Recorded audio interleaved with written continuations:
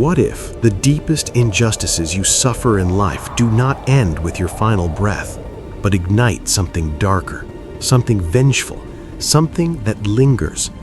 A rage so profound, so utterly consuming, that it transcends death itself.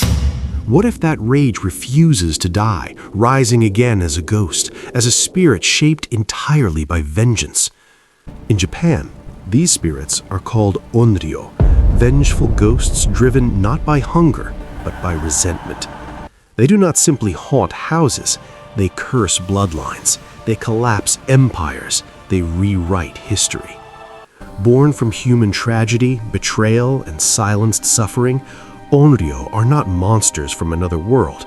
They are the echoes of emotions that were never allowed to fade.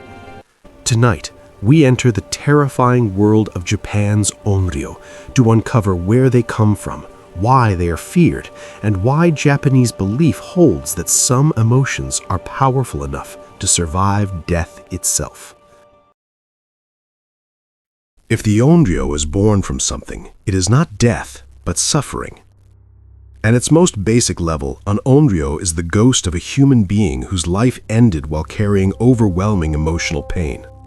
Unlike many Western ghost stories where spirits linger because of unfinished business or a simple attachment to the living world, the Onryō exists for a far more disturbing reason.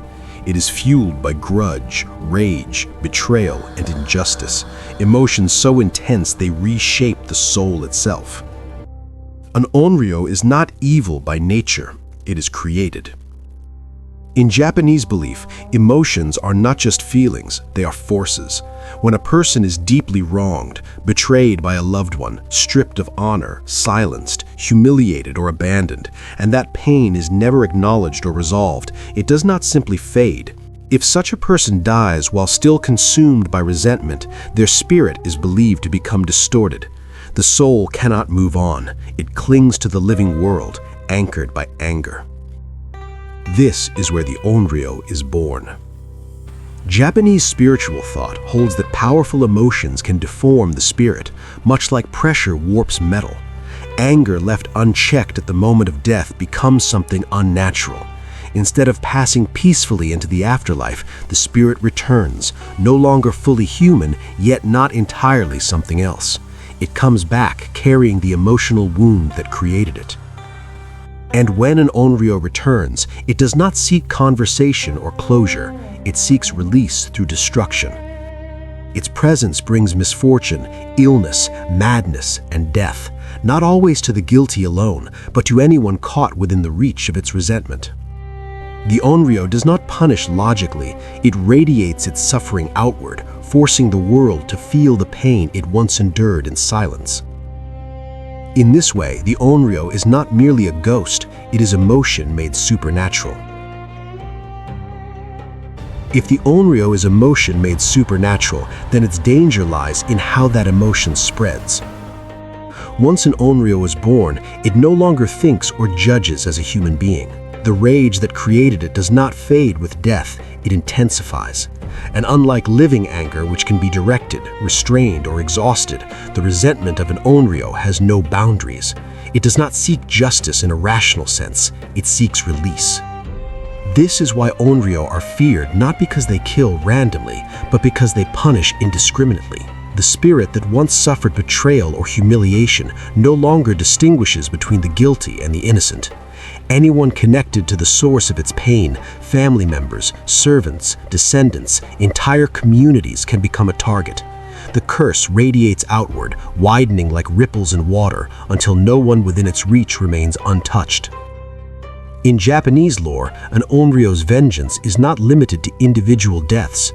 Entire bloodlines may wither under its influence. Villages fall into cycles of illness and madness. Crops fail. Fires break out. Sudden deaths strike the powerful and the powerless alike. These were not seen as coincidences, but as signs that a furious spirit was moving unseen through the world of the living. In ancient Japan, when plagues spread without explanation, when emperors fell ill, or when political power collapsed with alarming speed, the cause was often believed to be angry spirits.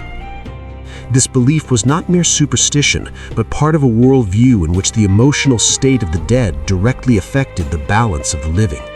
Human actions, especially acts of betrayal, cruelty, and injustice, were thought to disturb the moral order of the universe itself. An ignored injustice did not simply vanish with time, it festered. Left unacknowledged, unresolved suffering was believed to accumulate spiritual weight, eventually breaking through the boundary between life and death. The Onryō became the embodiment of that failure, a manifestation of what happens when society refuses to confront its own cruelty. In this way, the Onryō was not just a threat from beyond the grave, it was a warning. If the Onryō was a warning, then history provided the conditions for that warning to become terrifyingly real.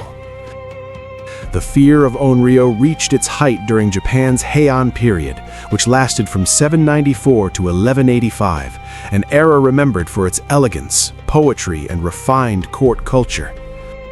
Beneath that beauty, however, lay a world defined by political betrayal, ruthless ambition, and quiet cruelty.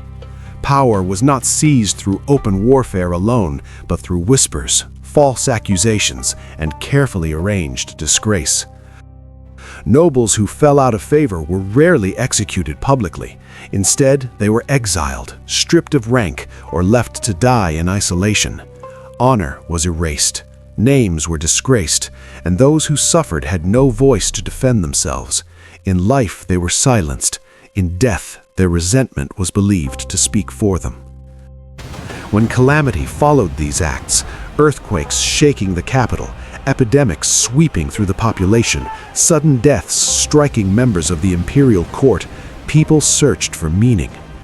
The timing felt too precise to be coincidence. The disasters were interpreted not as natural events, but as revenge. The dead, it was believed, had returned as Onryō. These spirits were thought to be especially dangerous when they belonged to powerful individuals who had been wronged. A betrayed court official, a disgraced scholar, an exiled noble. Such figures were believed to possess the spiritual weight to curse entire regions. Their anger did not fade with death, it expanded, fueled by the injustice of how they had been treated. Faced with this fear, Japan did not attempt to destroy the Onryō. Instead, it sought to appease them. Shrines were built in the names of the wronged dead. Titles were restored posthumously, not to correct history, but to calm the spirit that history had created. Rituals were performed, prayers offered, and honors returned not as acts of forgiveness, but as acts of survival. The living were not asking the Onryō to absolve them. They were begging for mercy. This response reveals something crucial about Japanese belief. Onryō were not viewed as enemies to be defeated, but as consequences to be endured and soothed. They were the spiritual result of human cruelty, and the only way to stop them was to acknowledge the injustice that gave them form. Japan did not wage war against its vengeful ghosts, it bowed to them. The fear of Onryō was not shaped by legend alone. It was forged by a man history refused to forget. Among all vengeful spirits in Japanese belief, none was more feared or more respected than Sugawara no Michizane.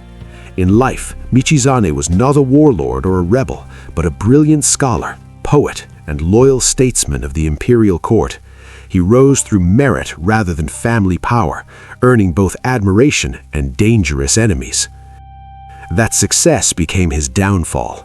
Through political intrigue and false accusations, Michizane was charged with treason, a crime he did not commit.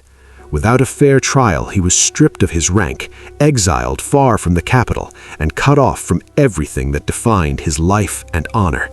Isolated and disgraced, he died in poverty, his loyalty unrewarded, and his name condemned. But death did not end his story. Soon after Michizane's passing, disaster began to strike the heart of the capital. Lightning tore through the imperial palace, setting fires that seemed almost deliberate in their fury. High-ranking officials who had played roles in his exile fell ill and died suddenly. Fires spread across the city, storms grew violent, and fear settled into the court like a sickness. The pattern was impossible to ignore. The imperial court became convinced that Michizane had returned, not as a restless ghost, but as an Onryō, empowered by betrayal and humiliation. His suffering, left unacknowledged in life, was now being answered through catastrophe. The disasters were no longer accidents, they were interpreted as judgment. Terrified, the court acted swiftly. Michizane's titles were posthumously restored, erasing the disgrace imposed upon him. His name was cleared, but appeasement did not stop there. To fully calm his wrath, he was elevated beyond human status and deified as Tenjin, the god of learning, scholarship, and wisdom. Shrines were built in his honor, prayers were offered, and his spirit was transformed from a force of destruction into a protector. This moment reveals something essential about the nature of Onryō. A vengeful spirit was not permanently cursed to be a monster. An Onryō could become a god. By acknowledging injustice and restoring honor, the living believed they could change the spirit's path. Appeasement was not weakness, it was survival. Michizane's transformation stands as the ultimate example of how deeply Japan believed in the power of emotion, memory, and reconciliation beyond death. The most feared Onryō in history did not disappear. He was enshrined. If Sugawara no Michizane shows how political betrayal could give birth to an Onryō, then the most haunting stories reveal something even more intimate. Many of Japan's most terrifying Onryō legends do not come from the halls of power, but from the private suffering of women whose voices were never heard in life. Historically, women in Japan lived within rigid social boundaries. They possessed little formal power, limited legal protection, and few acceptable ways to express anger or protest injustice. Rage, especially female rage, was considered dangerous and improper. Women were expected to endure betrayal, abuse, and humiliation in silence, preserving harmony even at the cost of their own suffering. That silence came at a price. When betrayal had no outlet, when cruelty went unanswered, the anger did not disappear, it was internalized. And in Japanese belief, emotions that are denied expression do not fade, they accumulate, they deepen. By the time death arrives, that suppressed rage has nowhere left to go except beyond the boundary of life itself. This is why so many Onryō stories center on women. One of the most famous examples is Oiwa, whose story has been retold for centuries in kabuki theater, literature, and modern film.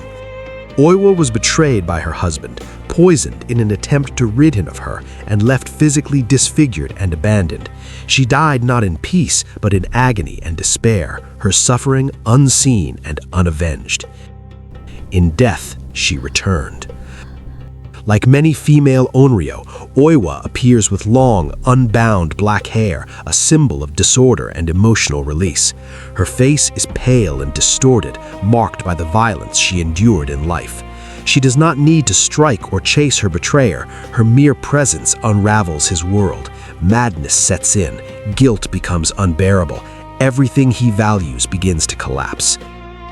These spirits do not simply seek revenge, they expose. Female Onryō destroy not only the bodies of their betrayers, but the lies that protected them. Their hauntings force the living to confront what was ignored, denied, or excused. In this sense, they are not monsters born of cruelty, they are the consequences of it. These Onryō are not acts of horror for horror's sake, they are accusations. And in Japanese folklore, those accusations cannot be silenced, not even by death. The power of the Onryō does not come only from what it does, but how it appears. After hearing the stories of betrayal and silenced suffering that give birth to these spirits, their terrifying form begins to make sense. The classic image of an Onryō is not random, exaggerated, or designed merely to frighten.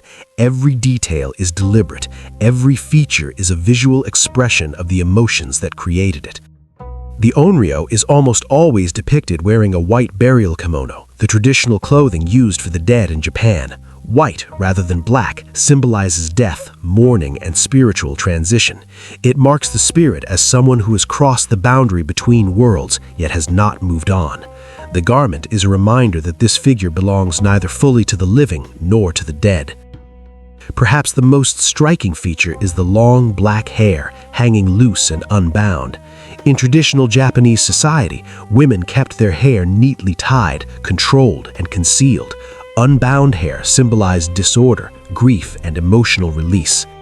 For female Onryō especially, this flowing hair represents rage that was never allowed expression in life, now unleashed without restraint. It frames the face like a living shadow, emphasizing the chaos beneath the surface. The Onryō's hands are often shown hanging limply, wrists bent at unnatural angles. This posture suggests a loss of earthly control. The spirit no longer acts as a human body would. It does not grasp or strike in the ways the living do. Instead, it exists in a distorted state, governed by emotion rather than physical intention. The body itself becomes an extension of suffering.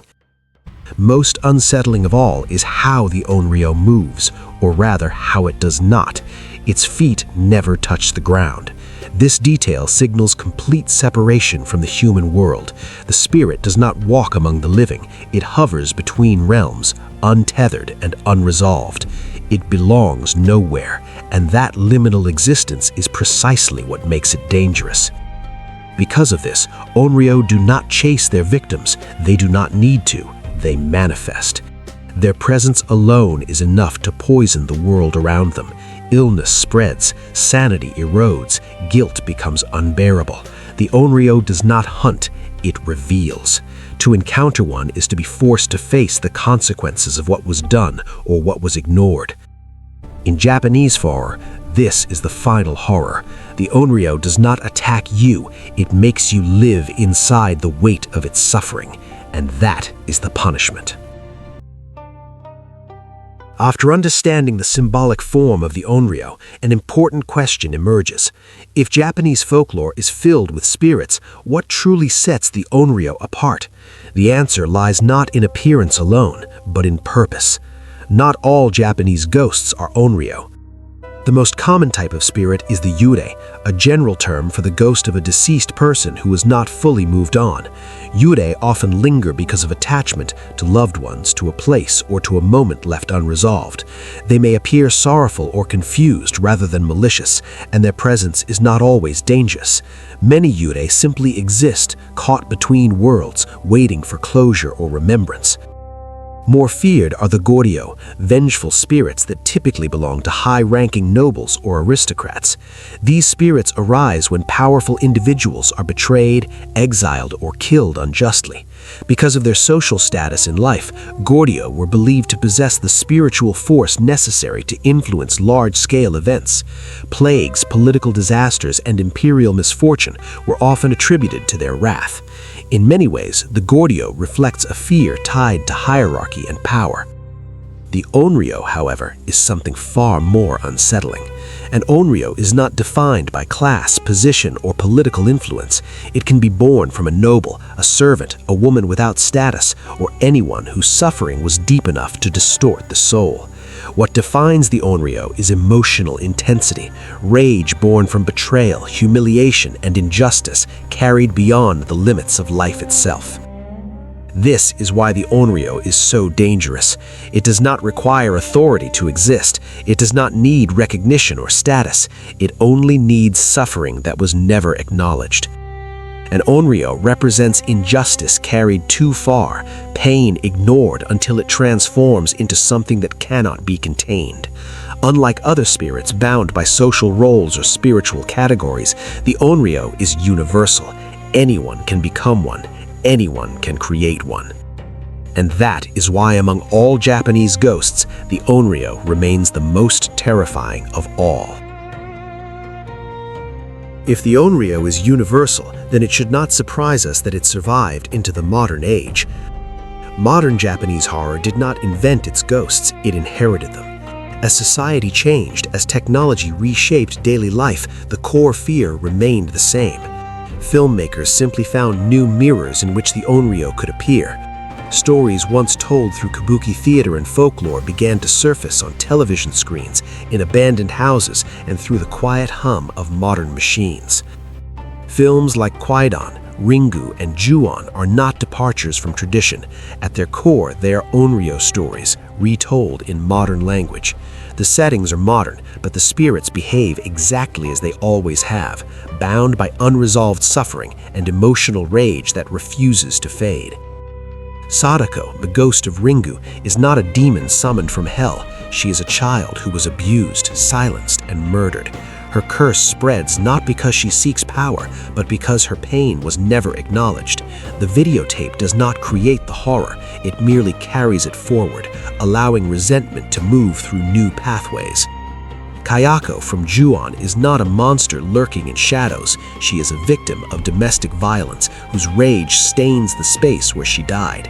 The house itself becomes cursed, not because it is evil, but because it is saturated with unresolved trauma. Anyone who enters becomes entangled, guilty or innocent alike. Both spirits are defined by the same qualities that shaped Onryō for centuries. They were wronged, they were ignored, and they were trapped in emotional suffering so intense that death could not release it. This is why technology in these stories is never the true antagonist. Videotapes, telephones, stairwells, and houses are only conduits. The curse existed long before them. Technology changes, the curse does not. If technology can still carry the curse of the Onryō, then the reason for its survival must be deeper than tradition alone. The Onryō endures because it reflects a truth that humanity continues to avoid. Unacknowledged pain does not disappear, it transforms. The Onryō is the embodiment of that belief. It is what happens when suffering is silenced rather than addressed, when injustice is endured rather than confronted. Japanese folklore did not treat resentment as a private emotion locked inside the individual. It treated it as something dangerous when ignored, something capable of spreading, warping, and returning in unexpected ways. The Onryō is the embodiment of that belief. It is what happens when suffering is silenced rather than addressed, when injustice is endured rather than confronted. Over centuries, Japan transformed this understanding into mythology. Personal resentment became supernatural consequence. Horror became warning. Ghosts became a form of moral memory, preserving stories that could not be spoken openly in life. The Onryō reminds the living that cruelty leaves a residue, that harm, when left unresolved, does not end with the victim. This is why the Onryō still feels relevant today. The setting may change, the technology may evolve, but the emotional conditions that create these spirits remain familiar. Betrayal, abuse, neglect, and silence still exist. So does the tendency to look away from suffering that is uncomfortable to confront. The Onryō does not ask for belief, it asks a question, a simple one, a terrifying one. What happens when suffering is ignored long enough? In Japanese tradition, the answer is clear. It returns. In the end, the Onryō is not a creature hiding in the dark. It does not lurk in abandoned houses or wait patiently behind walls. The Onryō is a mirror. It reflects what happens when suffering is ignored, when injustice is silenced, and when pain is dismissed because it is inconvenient or uncomfortable. It is a reminder that rage denied does not simply fade away. It settles, it deepens, and it waits. In Japanese belief, emotions leave traces. Betrayal echoes. Cruelty stains the world long after the act itself is forgotten. The Onryō exists to remind the living that every wrong carries weight and that some burdens are heavy enough to cross the boundary between life and death. That is why these spirits do not return merely to terrify. They return to be acknowledged, to be seen, to be remembered, to force the living to confront what they chose not to hear while it was still alive.